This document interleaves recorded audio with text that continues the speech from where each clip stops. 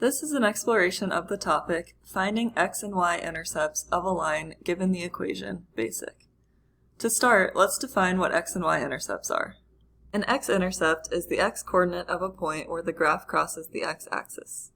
Similarly, a y-intercept is the y-coordinate of a point where the graph crosses the y-axis.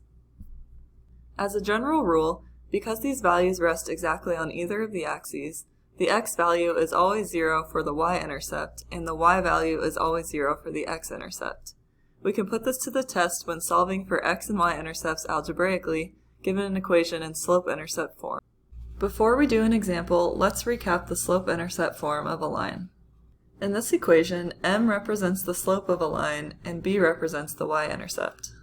Let's say we have the equation y equals 2x plus 6, and we are asked to find the x and y-intercepts. The first step would be to find the y-intercept by plugging in 0 for x, because we know when x equals 0, this indicates that the graph is crossing the y-axis.